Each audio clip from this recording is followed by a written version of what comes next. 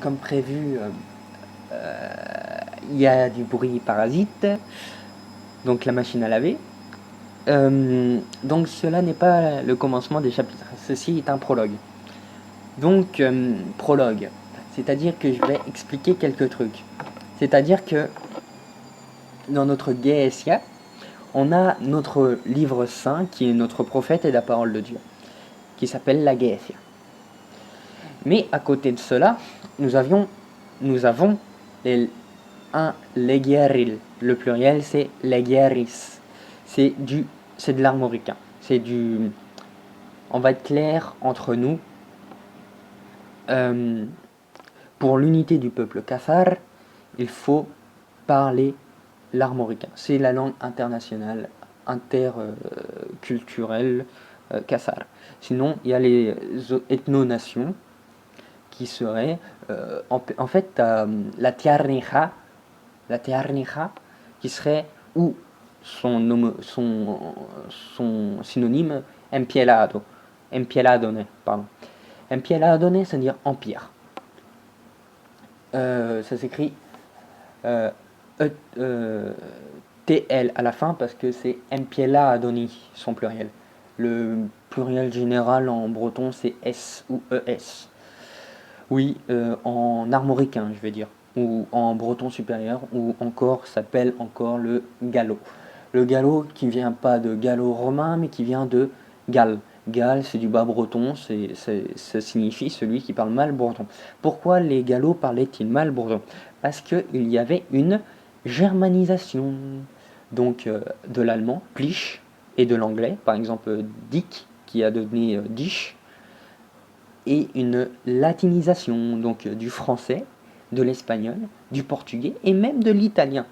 Vous y croyez à ça? Donc, les legueris, c'est des textes de loi faits par les hommes. Donc, les hommes peuvent faire des textes sous différents statuts. Ils doivent être signés de leur nom. Oui, parce que ça ne peut pas être anonyme, il faut avoir une traçabilité. Donc les textes juridiques, il y a deux types. Il y a les purge, qui signifie intouchable, donc c'est-à-dire c'est pour l'éternité. Et il y a les arus, qui signifie contextualisable. Donc aujourd'hui, nous savons tous que les Bretons sont cons à cause de l'alcool.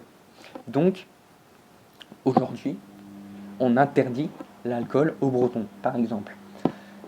C'est-à-dire que c'est parole d'homme, donc c'est pas parole d'évangile. Les Bretons ont le droit de picoler. Mais si ils se font prendre, ils auront une amende ou autre chose. C'est un exemple. Mais donc, jusqu'à un certain temps, les Bretons n'auront pas le droit de picoler. Mais quand les Bretons tiendront l'alcool et qu'ils seront plus cons quand ils buvront de l'alcool, ça sera enlevé. Par exemple, si un homme n'arrive pas à se tenir la bistouquette quand il voit une femme, comme les Maghrébins, cet homme sera taxé dès qu'il sera en transe, dès qu'il verra une femme. Parce que nous sommes des Blancs, nous sommes une civilisation avancée, nous sommes plus avancés que les autres. Donc, nous ferons ça. C'est un arus, donc c'est pas un purge, c'est-à-dire c'est pas éternel. Il faut se calmer. Donc ensuite il y a les feyal. Feyal, c'est de l'armoricain, c'est-à-dire fiable. Bifeyal, di c'est un annulatif, comme ene, c'est-à-dire âme, diene, c'est-à-dire sans âme. Donc difeyal, c'est-à-dire faible en fait. Il y a les faibles.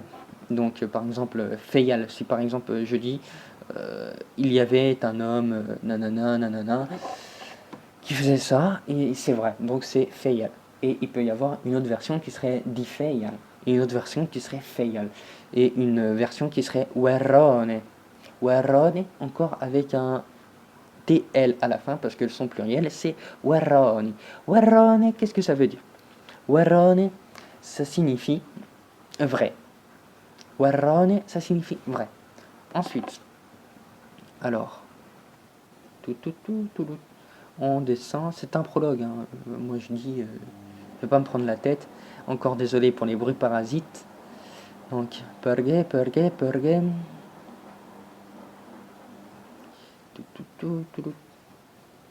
Et les perge, tout le monde peut en écrire.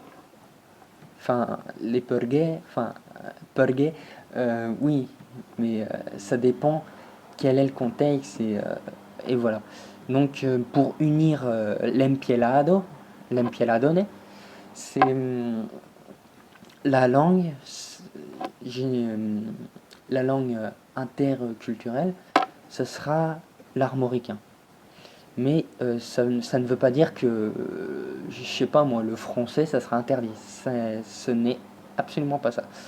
Donc, arroz, c'est contextualisable. Pergue, c'est intouchable. Warane, c'est...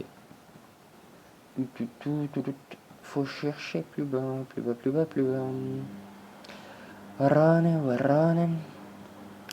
Donc, petite explication linguistique. Si vous ne savez pas faire le R, par exemple R roulé, il suffit de mettre la langue entre le palais des dents supérieures en fait. Entre les dents supérieures, mais pas coller.